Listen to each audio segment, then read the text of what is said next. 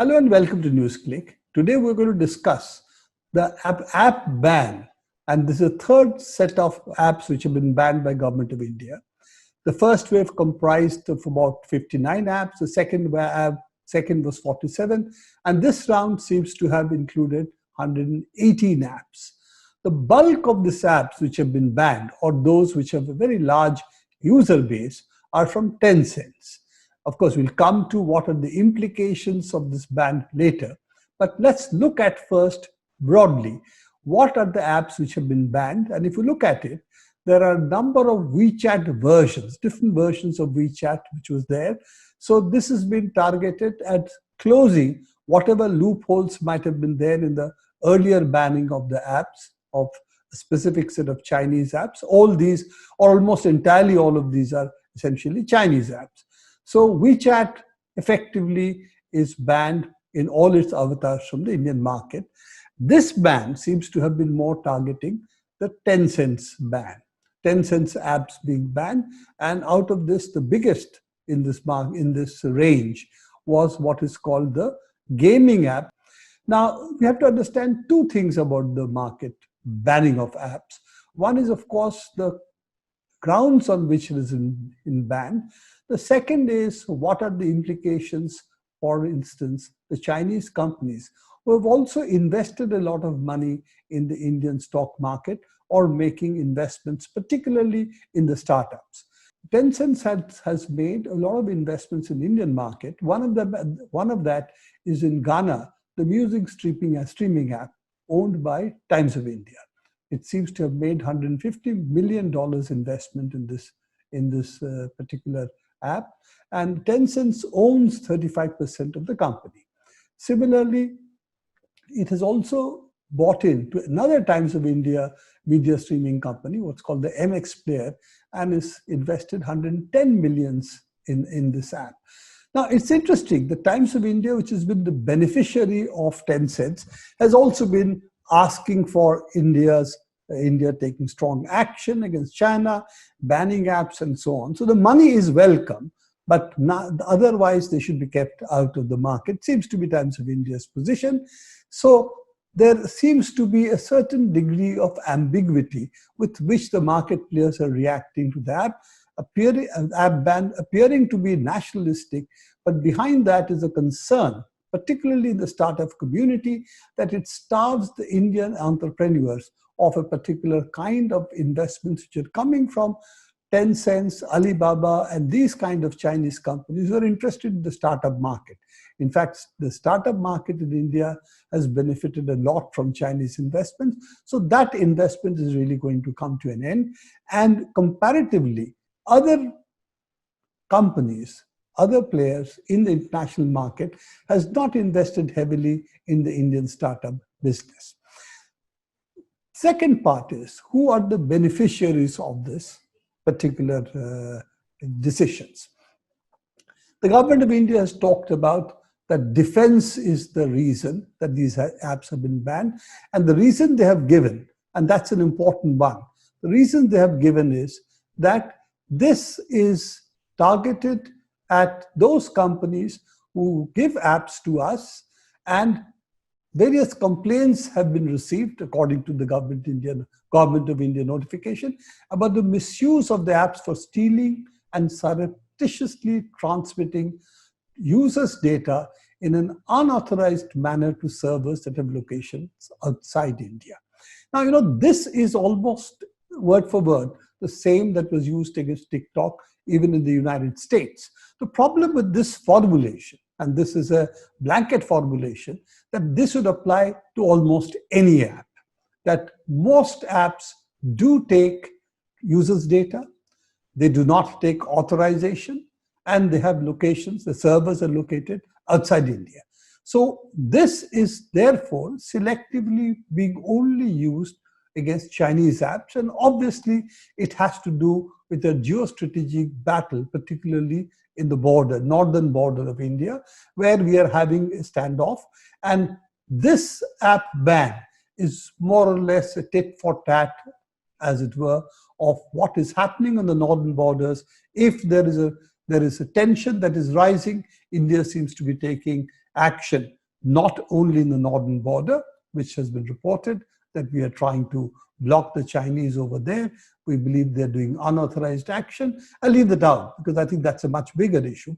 But our response seems to have been to punish the Chinese by blocking the Indian market, both for investments as well as for data. Now, as I said, if data is the issue, we'll come to that. What does it mean for India and particularly for Indians residing here?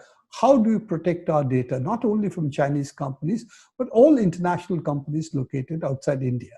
Are we saying that Indians' data, this is perfectly okay to transfer it to places abroad surreptitiously, but it should not be done by Chinese companies only?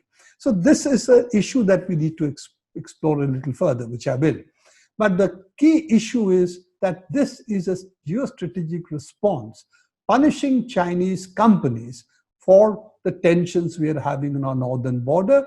And this, therefore, is something which is not going to be resolved by any Chinese company coming to India and saying, look, we could have all our servers here, allow us entry to your market, treat us like any other Indian company, we can invest in India as well, and so on. This is not the basis on which we are really banning the apps. The apps are being banned specifically as a geostrategic response to China. So that, I think, should be clear. What are the consequences of this? That if we do use our national security as an economic argument, then is it possible that China can retaliate? India's position seems to be that we sell much less, China sells much more to us, therefore we can hurt them much more than they can hurt us. Therefore, if we do this kind of action, the quid pro quo will not harm us that much, it will harm China more. Of course, it is also true that while it's correct that India buys much more from China than it sells, but it's a proportion of Chinese trade. Indian trade is relatively much smaller as a percentage of its total trade than Chinese market is to Indian exports. We export nearly 15%, a total 15% of our export goes to China. That means their share is 15% in our exports. India's share, on the other hand, from Chinese exports is relatively much below 15%. It's about 6% or so. Given that, China does have also the ability to punish India in a cross-sector retaliation. So we leave that point out because essentially, should we be using trade as a means to punish China for these northern skirmishes, northern border skirmishes? This is something that we have to think about because it seems to be going down a path which might lead to a reaction, which will then again lead to an Indian reaction.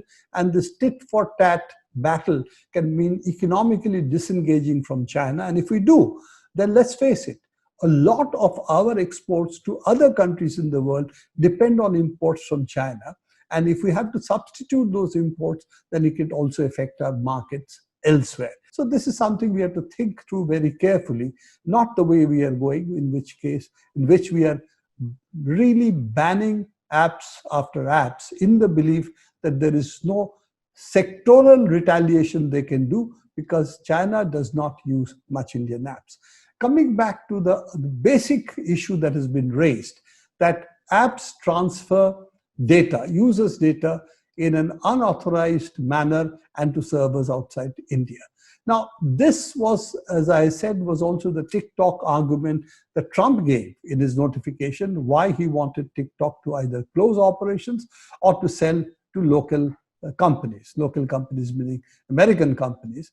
And Facebook, in spite of the fact that Facebook was the one who had campaigned against TikTok and wanting TikTok to be thrown out of the American market, said, hey, this is not a good argument, because if this is the argument given, then we, as well as Google, as well as any other American company which deals in data, can then also be penalized exactly on the same conditions because we do exactly what TikTok is supposed to be doing. So the question is, transferring data outside the countries in which they're operating, If that is supposed to be something wrong, then every American company which deals in data, and we'll come to the importance of data today, would also be in the same boat. So this argument is being very selectively used, arguing only Chinese apps have this problem, as if other apps don't. We have a data localization framework that we are trying to build, in which we are also talking about critical data, certain class of data being localized in India. Now, if it happens as a part of a larger set of Indian laws, I think that would be welcome. But making laws on the basis of immediate provocations or immediate tensions on our borders is perhaps not the best way to go when you're trying to build a legal framework for people's privacy. And let's face it, data, personal data, is basically a data privacy issue on which you have a law that is supposed to be passed in the coming months. We'll not get into that today. But let's get into the other issue. What are the financial implications of this ban in terms of who gains, who loses? Obvious loser is Tencent, they lose the Indian market. And who are the gainers? Now, here is the issue that all companies, all major internet players, what I call digital monopolies today, they essentially use data. What is the data they use? Users' data. Their strength comes from the users' data that they have, the network relationship between users they can see, and using that to drive either advertising revenue or, in the case of Amazon, for instance, marketing. Of course, Apple is a slightly different company in this. Apple has its Play Store, which of course it gets a cut out of that. But Apple has a very large position in terms of the hardware-software combination, products itself. But when you come to other companies, whether it's Amazon, when you come to Google, when you come to Facebook, the three other main companies that were hauled up before the US Congress, all these three companies depend as their lifeblood, so to say, on users' data. So if users' data is a commodity, and today it is the one which is fueling the rise of the digital monopolies in the world. If we look at just the size of Tencent, for example, this is a nearly $700 billion company in terms of market capitalization, as opposed to Facebook, say $800 billion. So it's very close to Facebook in terms of size. What we are doing is, we are saying Facebook is okay, but Alibaba is not, WeChat is not, Tencent is not. We are really choosing sides. That Indians' data in the hands of American companies is okay, but in the hands of Chinese companies not. It's really making a gift of India's users' data to companies like Facebook. Of course, Facebook has been in the news recently, particularly with its relationship with the ruling government. We also know that, in fact, the move against ByteDance, TikTok, was also pressed by Zuckerberg.